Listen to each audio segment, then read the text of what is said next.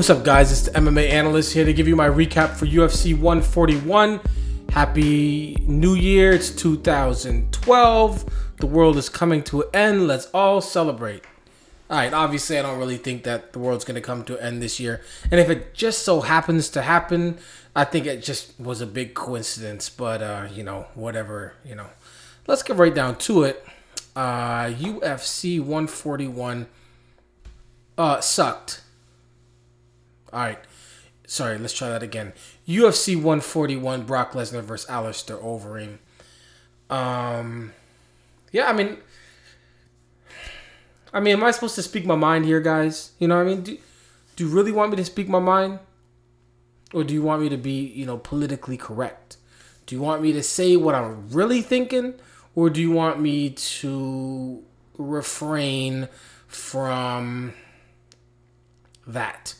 Do you want me to tell you what I thought was on Brock Lesnar's mind heading into that cage? Why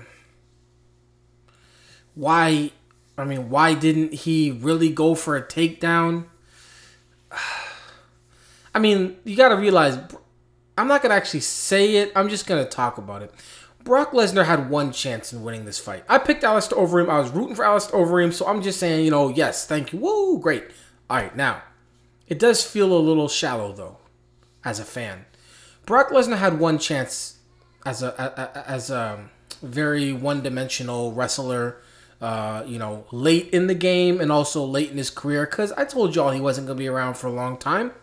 I'm trying to find the video, actually, back in the day where I said he would have, like, under 10 fights and he wouldn't fight past a certain year. I just can't find it, though. I'm looking for the exact spot so I can get my Nostradamus on. But anyways, Brock Lesnar did not have a chance in hell doing what he did in that fight. Half-hearted takedown attempt. And then, I mean, come on, dog. He came out and threw a kick, all right? Come on now. Against Cain Velasquez, who actually does have some pretty good wrestling. He ran across the cage, tried to take him down, tried to stay on top. And Cain's like, yo, man, I wrestled too, dog. I wrestled too. And then Brock was like, shoot, didn't work. And then a few minutes later, he got a smile on the side of his face. He cut up, he beat down. He's not the champ.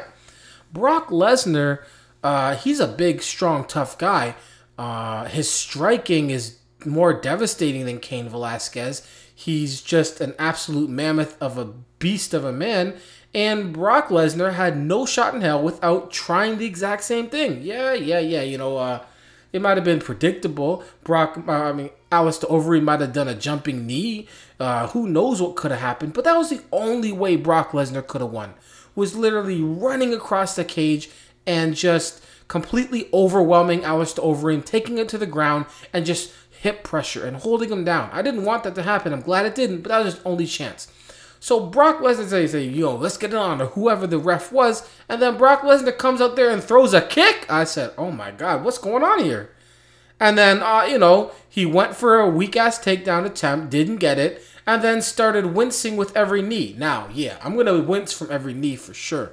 If I get hit, I'm not even going to wince. I might just break from an Alistair Overeem knee.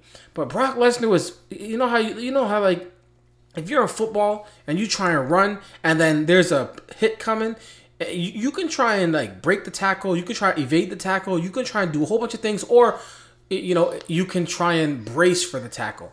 And he was bracing for every shot. Every shot. He was ready. Like, he took every shot bracing for it. And then finally he got kicked. And he you know, took a few steps. Oh, shoot, it got me, right? That's how it works. And then he fell to the ground, covered up, right? Got hit to the gut, covered up, took 0 damage. And 2 minutes and 26 seconds roughly into the fight, he got his paycheck and said, I'm retiring, I'm out, peace. And I'm just saying, it looked kind of suspicious.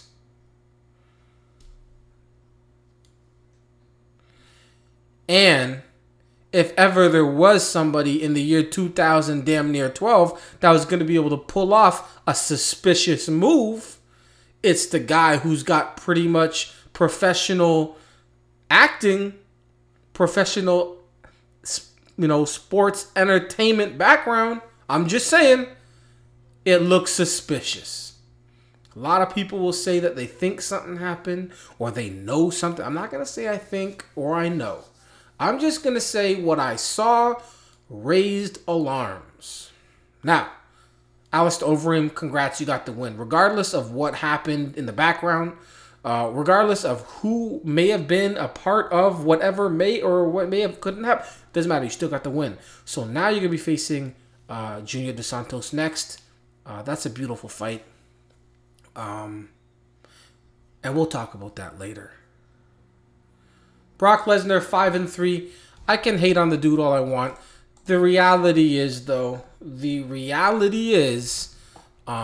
his very short time in the UFC, he fought kind of like, he fought the best that they had to offer. Frank Mir was his first fight. He's been a top 10 guy for a long time. Heath Herring, you got to test some people out. You got to at least have some time in the cage. Randy Couture, Frank Mir again, Shane Carwin, who's, top 10. I don't think he'll be fighting for another year and a half. A year and a half from now, I think Shane Carwin will have retired. But anyways, Cain Velasquez and Alistair Overeem. So he definitely didn't take the easy route. With a name like Brock Lesnar and the kind of money they were going to be paying Brock Lesnar, he didn't have a choice. A lot of people will say, props for just taking on the big dogs right away. It doesn't matter. He had to.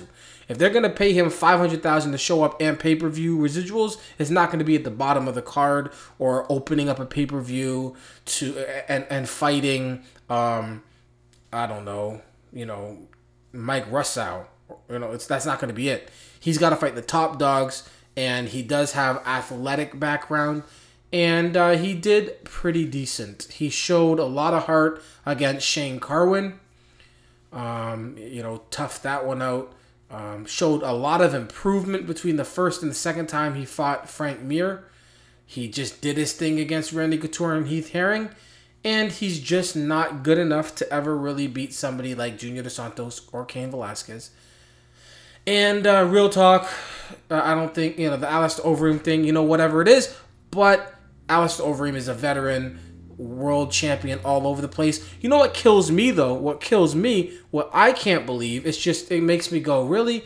Alistair Overeem did his thing for the last couple years. Strikeforce champ, Dream champ, K1 champ, killing it, 10-11 fight winning streak.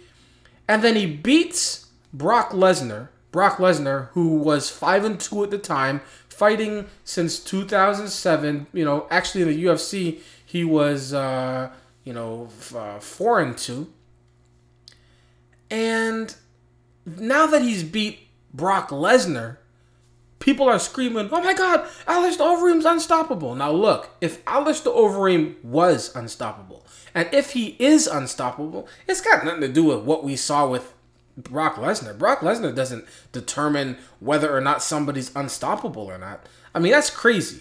Not to mention he was the favorite. He was the favorite anyways. So, people, stop. If Brock Lesnar if Alistair Overeem is the real deal, he was the real deal before he beat Brock Lesnar. And beating Brock Lesnar does not further validate you're being the real deal or not. It definitely doesn't make you unstoppable. Good Lord. People don't learn. The Machida era, there's so many people that were supposed to be champs forever. Good God. Just let people fight and let history speak for itself. Stop trying to write history. Stop trying to predict history. Just let it happen. Anderson Silva did his thing. 15 wins in a row or whatever? 15 straight wins in a row? 10 defenses? Sure. Talk about him. Talk about whoever. Just let history happen, people. I'm tired of MMA hype. Stop. Damn, if you're not being paid by Zuffa, stop hyping everything. And if you're only listening to the Zuffa hype, then stop believing the hype for everything. Good Lord. Man. Alistair Overeem, welcome to the UFC. Next fight. Nate Diaz versus Donald Cerrone. Whoa. Nate Diaz threw 82% accuracy. Oh my God. Just absolutely destroyed Donald Cerrone. It's crazy. It really is. And, you know, some people say, I called it. I knew Nate Diaz was going to win. You know, congratulations. What do you want from me? Nate Diaz has a good part of his game, multiple good parts of his game, and he has multiple shaky parts in his game. Same thing with Donald Cerrone. I thought Donald Cerrone's good parts would be able to exploit Diaz's bad parts. Pause on all of that. I was wrong. And wow, what a way to be wrong. Nate Diaz, I mean, he really is improving. Like, his striking has not always been this good. There was a while ago where it was kind of like we knew that Nick Diaz was killing it, but we knew that Nate was kind of like the younger, not as skilled brother. Well, he's becoming, you know, very skilled in his game. It's going to be interesting to see what they do with him next. Donald Cerrone, yeah, that's going to be interesting too. I'm not sure who they'll put him up against. He obviously should be fighting somebody at the top who loses a fight, right? So I'm not exactly sure who, but both these guys are still exciting fighters, you know, in the top of the division, somewhere near the top. So, and a very tough and exciting division. So it'll be interesting to see what happens with both of those guys. Should Nate Diaz, you know, be one fight away from a title shot now? I mean, you know, he's Takanori Gomi and Donald Cerrone don't really warrant that. However, if he does get a big fight with somebody who is, you know, like a Ben Henderson type thing, or the loser, like maybe he fights Frankie Edgar or something, I don't know, then that would be big. But yeah, he just lost to Rory McDonald in a butt whooping, and Dong Hyun Kim kind of just controlled him. But anyways, great work, Nate Diaz. John Fitch versus Johnny Hendricks. Another one here. Some people were saying Johnny Hendricks was going to win. You know, that's cool. But I'll tell you right now, nobody said Johnny Hendricks was going to knock him out in 12 seconds. And if you did say Johnny Hendricks was going to win by decision, that's crazy. Because nobody's going to decision John Fitch, except for maybe GSP. But anyways, Johnny Hendricks won. And he did what nobody else did, which was finish. I mean, you remember, I know MMA fans seem to have a short memory. But do you remember that that beatdown that George St. Pierre put him through? That absolute beatdown that he put him through and couldn't finish him? I mean, it was crazy. Remember when George St. Pierre was really exciting and all that? Anyways, yeah, crazy. And Johnny Hendricks just went out there and went, bloop, sit down. What's up next for John Fitch? Well, we're going to see what the UFC really thinks about John Fitch because they've got an opportunity here to take advantage and to just, you know, John Fitch, the thing about being John Fitch is he kind of had a little bit of say in a way. Like, it was like, I still win though. I'm still John Fitch. Now that he lost, now they got knocked out in the first, it was probably really shaky road over there. It's kind of like, whew. It's just probably tough for John Fitch to try and talk to the UFC with any kind of, you know, like, you know, he just probably just like, yeah, Dana, what's going on, man? Huh? Yeah, sure. Yeah, okay. Thanks, Dana. Oh, sorry, I'm sorry. Okay, yes. Bye. Tough. Vladimir Medashenko versus Alexander Gustafsson. Good win for Gustafsson. Vladimir Medashenko jumped right into a jab. The funny thing is, like, when you just want to throw a jab and the guy gets kind of knocked out from it, like, that's a great surprise. And that's what happened. He was just like, stay away. And Medashenko was like, I need to get in quick. And it happened at the same time, and it was like, end the fight. Good win for Gustafsson. He does have that loss to Phil Davis. He's on a solid winning streak right now. I don't know what they're gonna do with him. I mean, Ryan Bader maybe, but did Ryan Bader is he coming off losses? Or didn't something just happen? I'm not sure. But you know, if he hadn't fought Phil Davis right now, would have been the perfect time to fight Phil Davis. But Phil Davis is about to get smashed by Rashad Evans, so I'm not really sure what they do with him. But it should be interesting. He needs to be tested, but I don't think he should get one of those top 7 guys. I say just keep it slightly outside still. Nam Fan versus Jimmy Hedges. Good Lord. Beat down. Just beat up. beat down, beat all around. What can I say? Jimmy Hedges did his thing. I said in my prediction that, Nam Fan, well, actually, I had two, right? I had my betting ones and then this one. In my betting one, I said do not bet for that because you just don't know how good Nam Fan is compared to how good Jimmy Hedges is because Jimmy Hedges just goes out there and submits everybody. And Nam Fan, really not too impressive.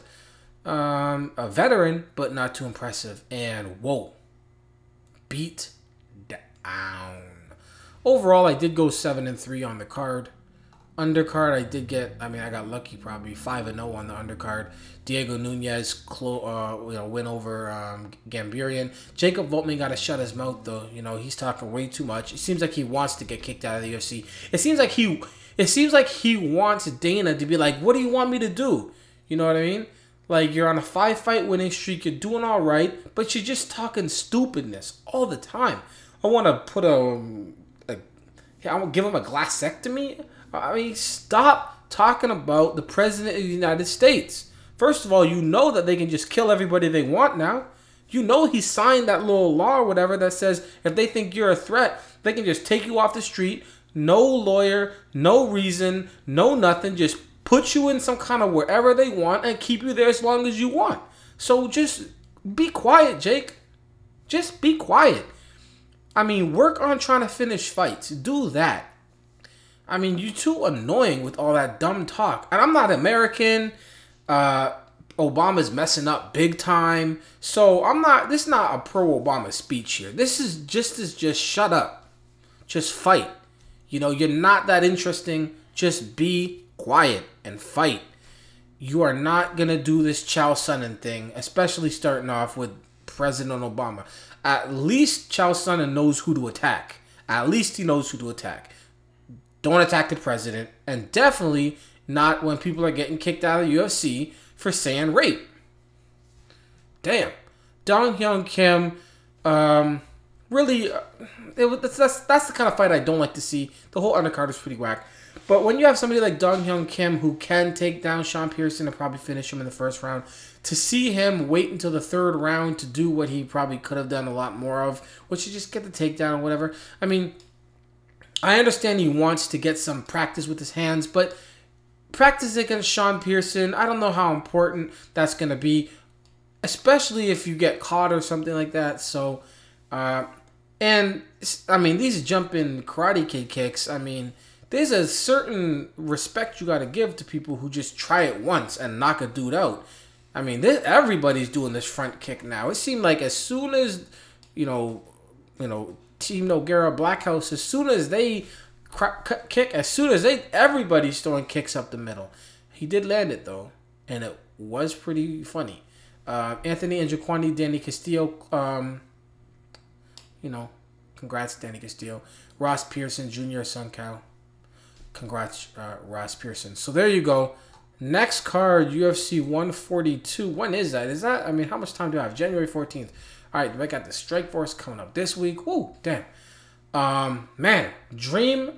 I think I might have to make a video just to talk about how much that hurts. I don't want. It's 2012, folks. There was a time for whatever was going on there, and then there's a time for now. It's a sport, all right? Make it a sport. Keep it a sport. I don't need to see stupid stuff. Tim Sylvia. I mean, I know Japan likes to blur the line between sport and wrestling, and sometimes they'll put it together without telling you. I didn't even know what I was watching half the time. I didn't know if Tim Sylvia was supposed to lose, or I don't even know what happened. He was winning with these dumb takedowns. He's wearing MMA gloves. Labanner's wearing boxing gloves. He takes him down. They stand him up right away. Then all of a sudden he takes 5 kicks to the leg and he falls over like he'd been shot. Oh, God. And I could have sworn there was a MMA, there was a 2-on-2 match.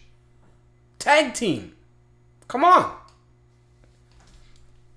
Just, please, guys. I don't know what you're doing over there. I don't know how long you're going to be over there. I don't know how long you're going to be alive. But for the remainder of the duration of Japanese MMA, let's scale it back a bit. I know it was the New Year's Eve event. I know you guys had to do your thing. But just scale it down. Please, just try and go out with some damn dignity. Alright? So there you go. That's my video. I think I'm going to do a video also this week about picking the underdog. And I'll tell you quickly what it's going to be about. Let's see. How much time has this been? It's been 20 minutes. Damn. Picking the underdog. A lot of people, they want you to say, who do you think is going to win of the underdog?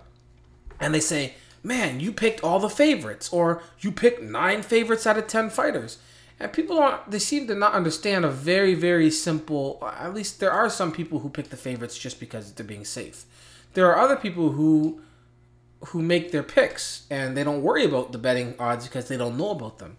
But let me tell you something about the favorite. People don't make their pick because, in the most part, at least I don't, make the pick because he's the favorite. The guy is the favorite because everybody's picking him. That's how it happens. Right? Like, it's a hypothetical situation. What do we all think is going to happen? Well, we all think this guy is going to win. Oh, he's the favorite.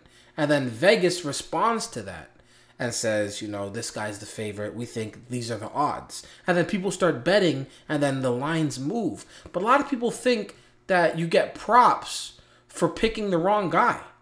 But like picking an underdog, like I'm going to pick an underdog. And then your underdogs, none of them win. And you're like, oh, well, I tried. It's not like you're trying to search for an underdog to win. You just pick who you think is going to win. Anyways, I might do a little video about that and talk about different things about picking the underdog, all that other stuff, you know, for whatnot. But, yeah, so there you go. 2012, January 14th, I'm having my next one up. Or for the next UFC, and then we've got Strikeforce this Saturday. I was gone this weekend, just got back yesterday. That's why it's a little late. MMA, it's important. Peace.